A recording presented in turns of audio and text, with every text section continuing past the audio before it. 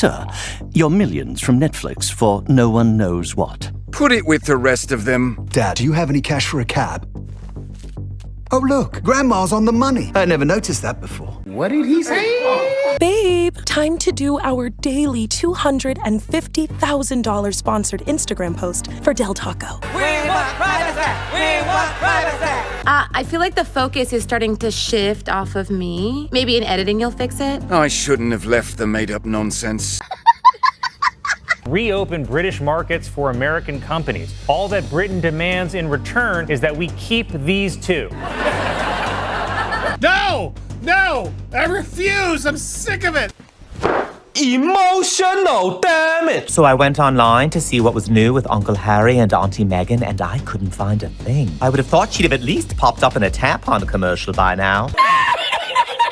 Built electric cars, he's going to Mars. Why isn't he even involving himself with Twitter? It would be like if the Prince of England gave it all up just to marry an actor from Suits. Damn! We just want to be normal people. All this attention is so hard. Isn't it true, sir, that your questionable wife has her own TV show and hangs out with celebrities and does fashion magazines? Just when they thought it was safe, the nightmare is starting all over again for Harry and Meghan. Insiders claim the couple is in a full-blown panic because South Park is reportedly coming back for a second round of brutal parody. This time, their target is the one thing Meghan has tried to frame as untouchable, her infamous pregnancy dance video. Prince Harry, though, has become the punchline of a Saturday Night Live joke. Let's have a look. NBC has announced plans for a spin-off to the hit series Suits. It will focus on Meghan Markle's character's struggle to balance her legal career while also caring for an unemployed immigrant. This isn't just another joke. For Meghan, it's a direct assault on her entire brand of authenticity. It's an attack so personal and so potentially damaging that sources say it's causing chaos behind the scenes. But to truly understand why this specific video has them so shaken, you have to see the original clip that started it all. Because what was meant to be an authentic moment of joy quickly became something else entirely, something much, much stranger. The video was supposed to be their masterstroke in the ongoing battle for public sympathy. It was a seemingly candid clip of a heavily pregnant Meghan dancing, presented as a raw, unfiltered moment designed to prove they were just like everyone else. To hammer the point home, Meghan herself defended the clip, championing it as a prime example of her genuineness. Meghan Markle is back drawing attention to this video that she posted. She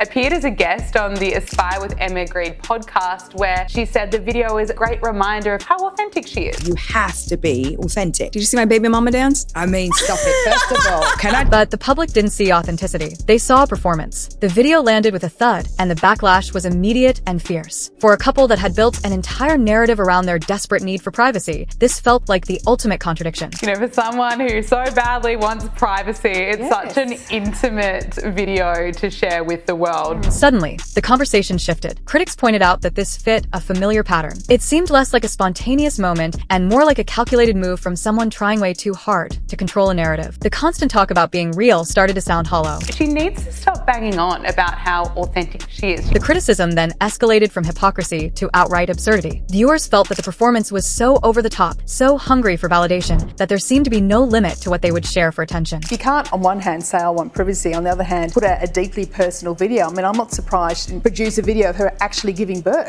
The whole affair became so bizarre that the online chatter devolved into pure chaos, with nobody knowing what to think anymore. What do you think they're saying?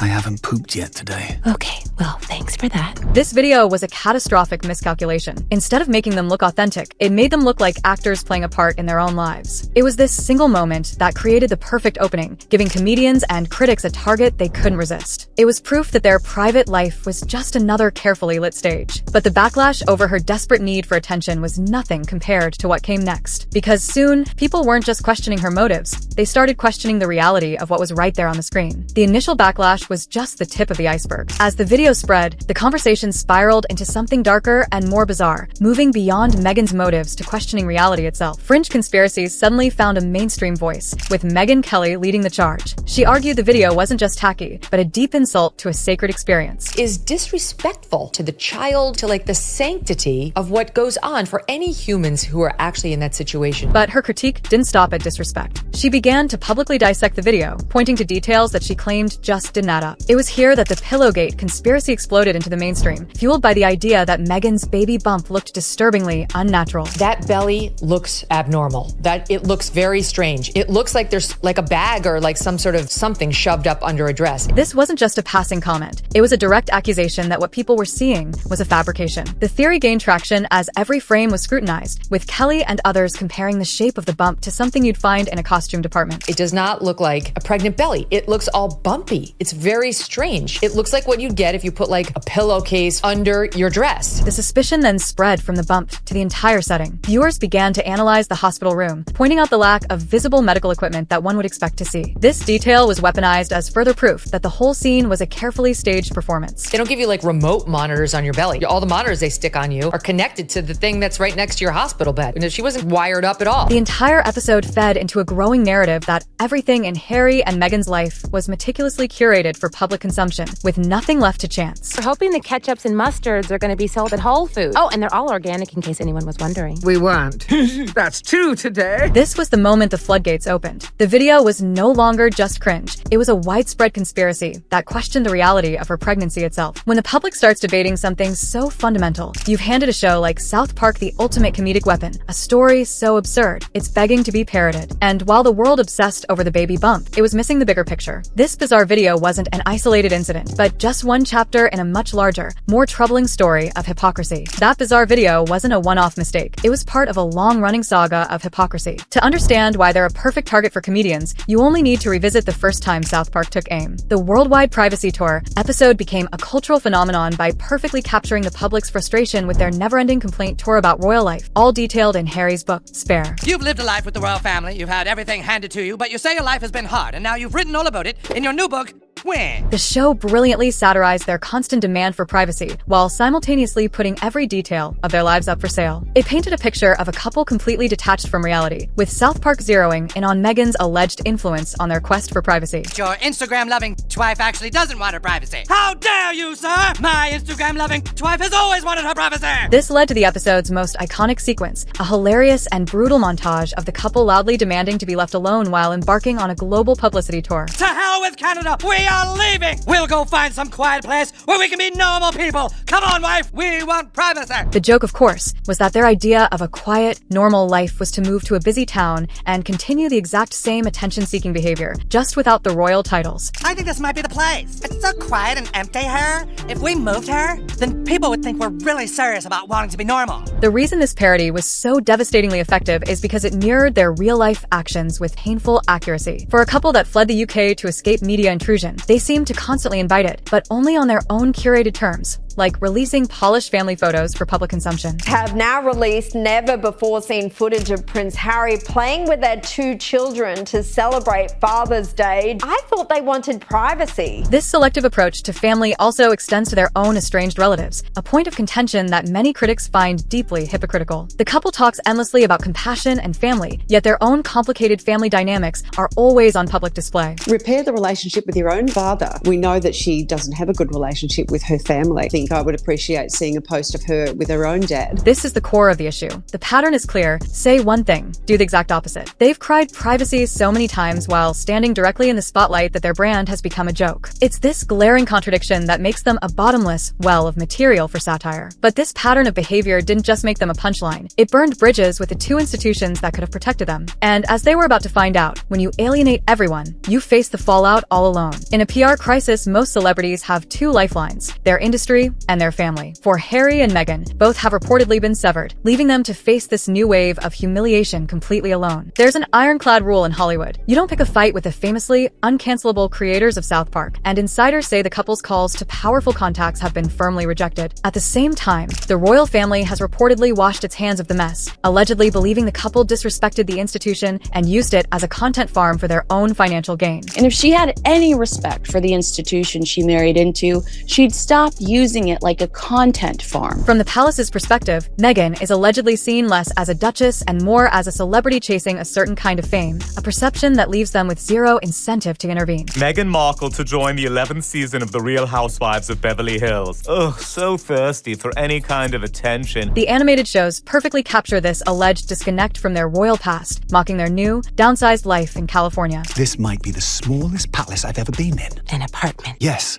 an apartment palace, I know that. This mockery highlights the crude, unroyal behavior that the establishment reportedly despises and wants nothing to do with. These are my girlfriends. You have a lovely home. It's Buckingham Palace, you idiot. What a stupid thing to say. The result is a cold, almost mocking indifference from the family they left behind, even when it comes to major life events. Congratulations, old man. I just found out you had a son. Daughter, but thank you. Son, and you didn't just find out. They're stranded on an island of their own creation. Hollywood considers them a liability in a fight against South Park, and the royal family sees this humiliating episode as the predictable consequence of a path they chose. Trapped and without support, Harry and Meghan are left to watch as this new wave of mockery takes hold. But the real terror isn't the temporary embarrassment. It's the permanent damage this does to the one thing they have left to sell, their brand. The real danger of a South Park parody isn't the fleeting embarrassment, it's the permanent damage of satire becoming canon. When that caricature sticks, it's nearly impossible to erase. For a couple whose entire livelihood depends on their public image, this is a death sentence. Their constant drama and overexposure have become toxic to their brand, destroying the very mystique that once made them compelling figures. Here's the thing. When you reveal everything, you lose your mystique. You become noise. People don't pay attention. This stands in stark contrast to the institution they left behind. The royal family commands attention through tradition and calculated silence, a powerful strategy that Meghan and Harry have seemingly abandoned in favor of chasing fleeting relevance. Royal women don't need to dance for attention. They command it quietly, elegantly. The relentless pursuit of the spotlight is now widely seen not as a quest for authenticity, but as a manipulative tactic to stay in the headlines and, ultimately, to get what they want. I think an example of her being manipulative and using her family to get what she wants, and that is the attention, which she's getting, unfortunately. This perception is only amplified by the fact that, having been cut off from the royal purse strings, their entire operation is now funded by their ability to generate content and sell their story. Every move is viewed through a lens of financial desperation. It's important we do this ourselves, Harry, and not live off your family. I agree. We'll just have to find a way to make £50 billion on our own.